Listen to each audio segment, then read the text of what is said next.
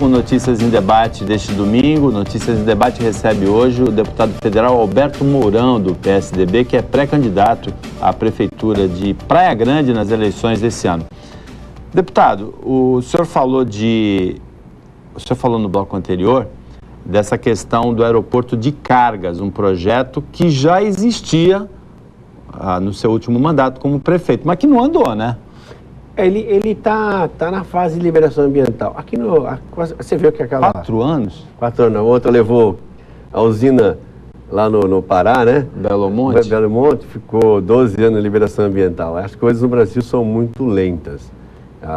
E a gente perde as janelas de oportunidade. O mundo se abre e fecha para a economia. Vira e mexe, né? Se você não aproveita aquele momento que dá oportunidade... E fica derrapando ali no meio ambiente esse projeto do aeroporto de cargas. Tem galpões industriais também, né? Isso tem tirado o capital do país. O país acaba perdendo a oportunidade de investimentos porque as pessoas ficam com medo de trazer o dinheiro para cá, para investir. Então ele vem para especular, ele entra aqui no mercado financeiro. E aí nós pagamos a nossa taxa de juros alta para o dinheiro ir embora de volta. O que a gente tinha que trazer esse dinheiro para ficar aqui. Ele vinha investir num empreendimento, numa indústria, numa concessão de hidrelétrica, numa concessão de rodovia. Esse dinheiro fica preso aqui, ele só vai receber o lucro disso. Isso aqui é legal, que gera emprego no seu país. O que o juros gera para nós? Não gera nada. Gera cada vez mais catástrofe, né? Mais problemas, mais endividamento, tanto do privado como do público. Então, eu vejo assim, que o aeroporto, ele não está descartado. Ainda essa semana passada, estive com o governador, conversando na segunda-feira, na verdade, falando sobre alguns projetos da Baixada, de mobilidade, os viadutos de São Vicente, falei sobre o viaduto Japuí em Praia Grande, do Samambaia, falei sobre a questão de complementação do VLT até as cidades do Litoral Sul, que são necessários, né? Porque... na verdade, o VLT deveria começar por lá, porque ele, a partir da pesquisa Origem e Destino, ele tem uma tendência de concentração de lugares já muito adensados, Santos e São Vicente, quando ele poderia ser usado para desenvolver o potencial de empreendimentos e o potencial habitacional da região menos adensada, né? Você tem hoje 500 mil pessoas morando naquela região e dentro de 8 anos serão 700 mil pessoas. É um lugar que cresce 10, 12% em algumas cidades. E metade da população da Baixada em 10, 12 anos estará naquela região. Então se você não fizer esse investimento com antecedência, você cria um estrago enorme. Mas como é que fica um político que olha para o futuro, preocupado com o futuro, preocupado com a cidade da borracha lá, que virou cidade fantasma, mas que é obrigado a lidar com a realidade do momento? As pesquisas, nesse momento, que os pré-candidatos a prefeito fazem nas cidades da Baixada e no Brasil todo, mostram que a principal preocupação do eleitor é com a segurança. E não é mais com a segurança do patrimônio, é com a segurança pessoal, é com a vida a preocupação do eleitor. Não, você tem que projetar, tem uma obrigação de ter uma visão, conduzir a sua cidade a um porto seguro, né? Você foi contratado durante 4 anos para gerenciar aquela empresa que é a cidade. Preparar o futuro dela, né? Preparar o futuro dela para ela continuar inserida no mercado, nesse mercado mundial, né? Então, isso você tem a obrigação de fazer. Você tem que ter o capacidade administrativa para isso, né? Mas tem o dia a dia. Tem o dia a dia da saúde, tem o dia a dia da educação, tem o dia a dia que constrói tudo isso. Porque você não atrai investimentos para a sua cidade se você não tiver boa mão de obra formada, você não vai atrair se você não vai tiver boa infraestrutura, mobilidade, porque o setor produtivo precisa de mobilidade também, ele não quer ficar no estresse urbano para produzir, para receber os seus funcionários, ele precisa ter energia, ele precisa ter um conjunto de coisas. E precisa ter segurança. E precisa ter segurança. Então, nós não podemos falar em turismo na região se não tivermos segurança. Agora, Paulo, a questão da segurança, ela envolve muitas das ações. A primeira é a gente ter consciência de que quem é o maior estimulador da criminalidade? A questão da droga. Hoje, Paulo, 2,5% da população brasileira é usuária de droga. Eu não estou falando, chutando um número. Eu estou falando porque eu me dediquei a essa causa nos últimos 2 anos e fui visitar as clínicas de recuperação de dependentes químicos E lá eu tive uma aula, né? E cheguei a indagar quantos nós éramos, né? Nós éramos não, quantos são os usuários de droga. E, pô, é muita gente. Você imaginou, Paulo? Na minha cidade lá que eu moro, tem 200, 300 mil habitantes. Possivelmente deve ter entre 5 mil a 7 mil usuários. Paulo, este usuário, uma pedra de crack, dizem que custa de 5 a 10 reais. Eu não sei quanto custa, mas é esse valor. Ele precisa usar 5 pedras, a informação que eu tive, por dia. E não tem sábado nem feriado. A droga. Ele é viciado, né? Onde ele vai conseguir 1.000 e tantos reais só para consumir de droga? Não vai comer, não vai vestir, é só para a droga. Tem a renda per capita de 1.500 reais, você sabe que a renda familiar é 1.800, então o que você tem que fazer? Este cara faz o que nós chamamos de uma paradinha. Ele vai fazer, puxar uma correntinha, puxar uma coisa ali, todo dia ele tem que ir, pegar, roubar uma coisa que vale 500 e entrega por 50 para ele ter a droga. Você imaginou quantos furtos tem por dia? A Baixada? É isso, essa explosão de insegurança.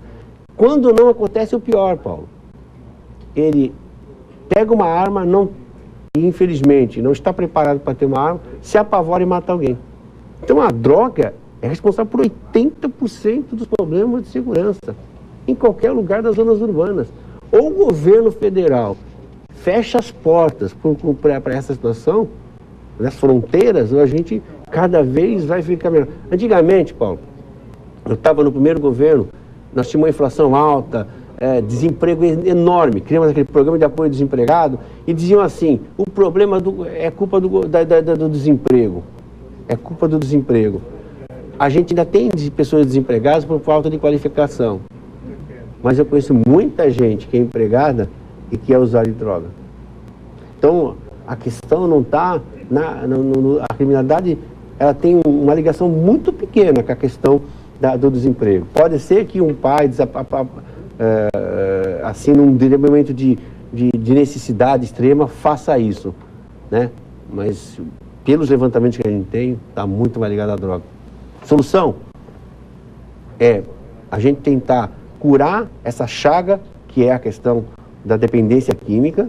2, estabelecer um policiamento extensivo forte, mas para chegar nesse ponto tem que fazer um mapeamento local, quem está envolvido, polo ativo, polo passivo, que nós chamamos o seguinte, onde está acontecendo as ocorrências policiais na sua cidade?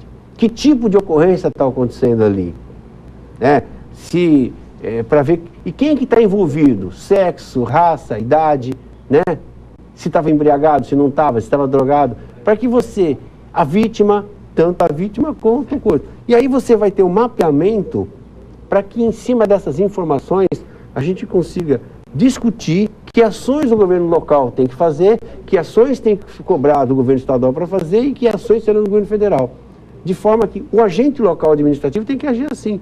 Eu, no fim do meu governo, ainda tentei pegar as informações do governo federal, porque a informatização veio para isso. Eu acho que essa é a grande vantagem 4 anos depois. Vamos pegar essas informações e ter um mapa, uma radiografia da sociedade, para começar em cima dessas informações, a agir do ponto de vista das ações administrativas ou sociais e nas outras, do ostensivo ser mais forte, cobrar.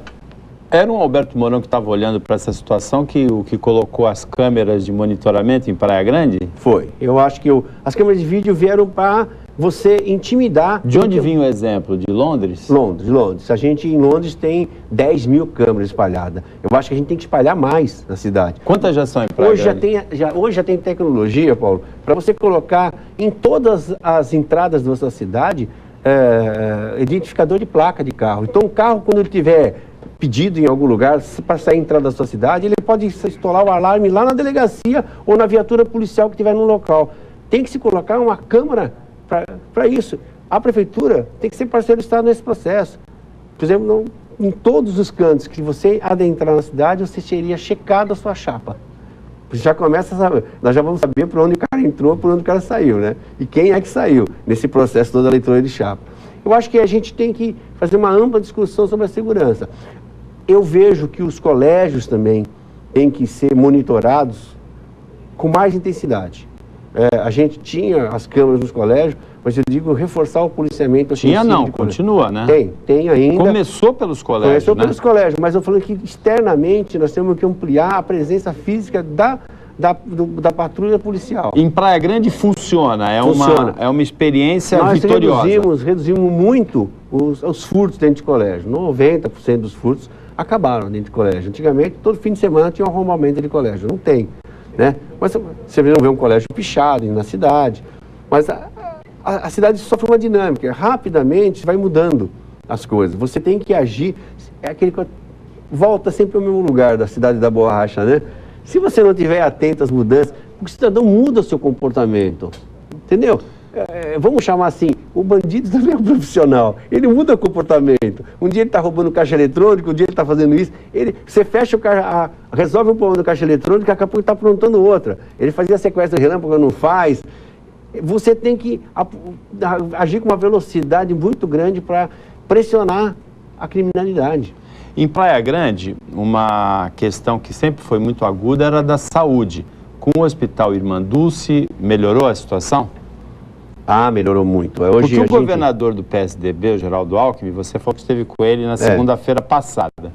Ele é acusado de discriminar a Baixada na questão das verbas, distribuição de verbas da saúde. O que vem para a Baixada nos últimos anos é muito menos do que a proporção da população da Baixada em relação ao do Estado no total das verbas. O governo do Estado tem tido muita dificuldade de dar o que a gente precisa, porque a verba SUS, ela é federal, né?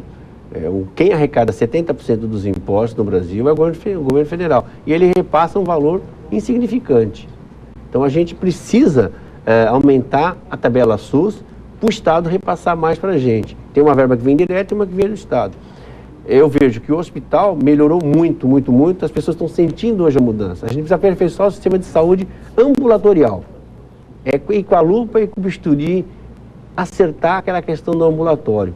O Roberto está inaugurando o UPA Samambaia, a gente melhorou o pronto-socorro do Boqueirão, vai haver interferência forte no pronto-socorro Quietude, mas ambos os ambulatórios precisam fazer uma reciclagem. A população cresceu muito e a gente precisa pôr mais médico e aperfeiçoar o sistema.